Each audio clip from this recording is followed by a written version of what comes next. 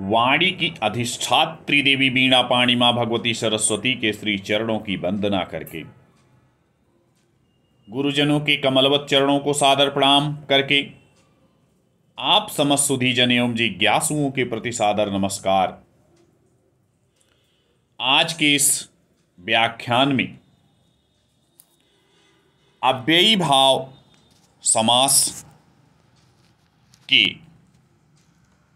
प्रथम उदाहरण अधिहरि, इस पद की नियम निर्देश पूर्वक सिद्धि करेंगे। तो पद है अधिहरि। इसका लौकिक विग्रह है हरौ इति, अलौकिक विग्रह है हरिगी आदि। एक चीज अवश्य ध्यान रखना चाहिए कि जो पंचविध वृत्तियां हैं, कृत, तद्धित, समास, एक शेष और सनाद्यंत, इनका विग्रह अनिवार्य है। यह समास है, इसलिए इसका विग्रह करना अनिवार्य हो जाता है। तो इसका लौकिक विग्रह हरौ इति, यह अश्वपद विग्रह है। अश्वपद विग्रह क्योंकि यहां पर आदि नहीं दिखाई दे रहा है, तो इसलिए अश्वपद विग्रह और स्वपद विग्रह यह लौकिक विग्रह में ही देखा जा सकता है। तो अलौकिक विग्रह हारिगी आदि, आदि में भी सु यह है, वर्तमान है। क्योंकि आदि अव्यय है, इसलिए अव्ययादाप सुपः, इससे सुप का जो सु विभक्ति है उसका लुक हो जाता है अव्यय होने के कारण, इसलिए यहां सु नहीं है। अब यहां समास करते हैं। अलौकिक विग्रह हरिहि आदि, इन दोनों समर्थ सुबंतों का अव्ययम विभक्ति समीप समृद्धि विध्यर्थाभावात्या संप्रति शब्द प्रादुर्भाव पश्चाद यथा अनुपूर्व्य योग पद्य सादृश्य संपत्ति साकल्यान्त वचनेषु। इस समास विधायक सूत्र से, यही समास विधायक सूत्र है जिससे यहां समास होगा।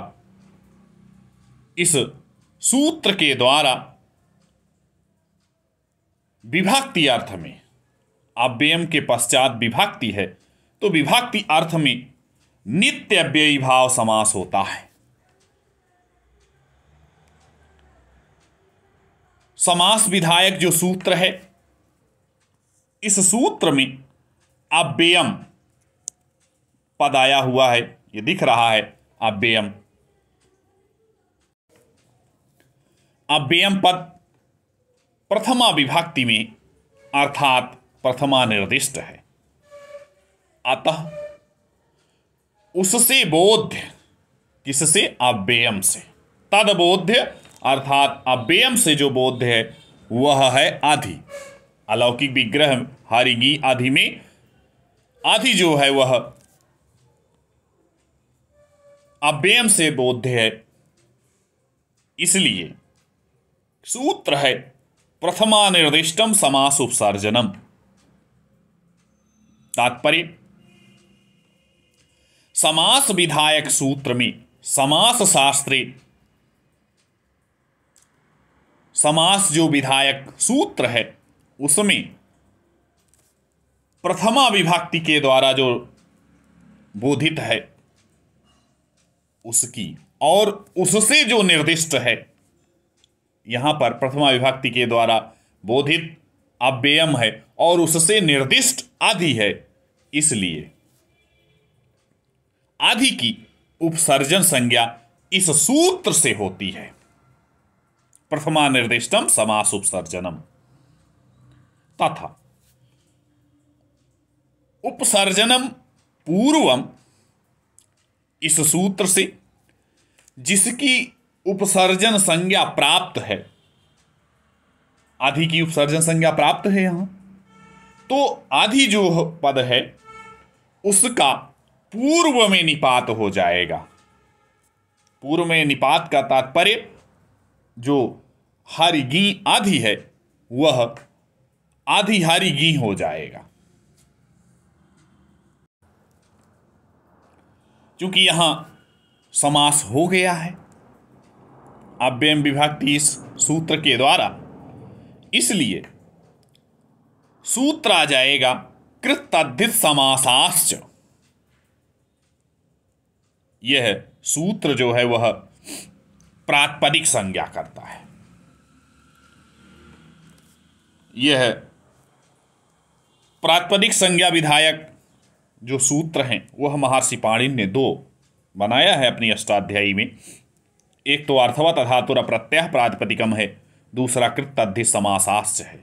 तो अर्थवत धातुर प्रत्यय प्रातिपदिकम इस सूत्र के द्वारा जो रूढ़ हैं, जो व्युत्पन्न नहीं है, उनकी प्रातिपदिक संज्ञा होती है। कृतद्धित समासाश्च, इससे जो व्युत्पन्न है, जिनकी व्युत्पत्ति होती है, जैसे आदि हरि गी, तो इसकी प्रातिपदिक संज्ञा यहां होती है इस सूत्र के द्वारा। इस सूत्र से जो संपूर्ण समास समुदाय है अर्थात आदि हरि गी, इसकी प्रातिपदिक संज्ञा होती है। और जैसे ही प्रातिपदिक संज्ञा हुई तुरंत ही सुपोधात प्रातिपदिकयोः यह सूत्र आया। इस सूत्र के द्वारा प्रातिपदिक के जो अवयवभूत सुप हैं उनका लुक हो जाता है। सुप जो है वह गी है तो उसका लुक हो गया, और लुक करने से आधिहारी यह रूप बन जाता है।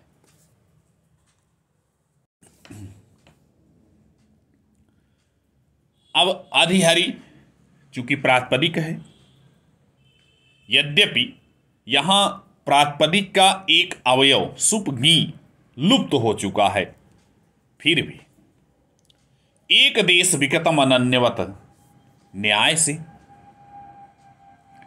इसको इस रूप में समझें हम कि यदि शरीर का एक अंग विकृत हो जाता है तब भी शरीर का शरीरत्व तो बना रहता है, शरीर के शरीरत्व की कोई हानि नहीं होती है। इस न्याय से इसकी भी प्रातिपदिक संज्ञा अक्षुण्ण रहती है।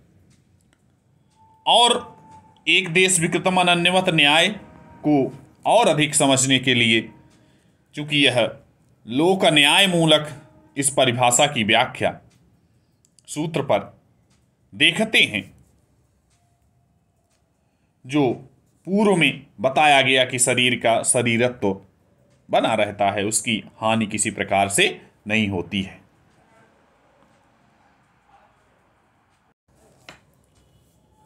चूंकि आधिहारी जो पद है इसका प्रातिपदिकत्व अक्षुण्ण है, और उस प्रातिपदिकत्व के अक्षुण्ण होने पर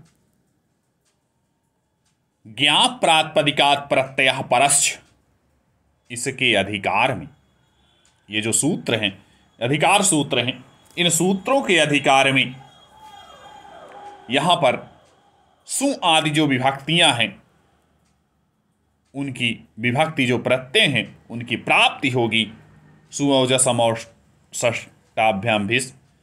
अब यहां कौन सी विभक्ति का प्रत्यय आएगा यह वक्ता पर निर्भर करता है। तो हम लोग सामान्यतः यहां पर प्रथमा विभक्ति एक वचन की विवक्षा में सुप्रत्यय लाते हैं, तो बन जाएगा आधिहारी सु।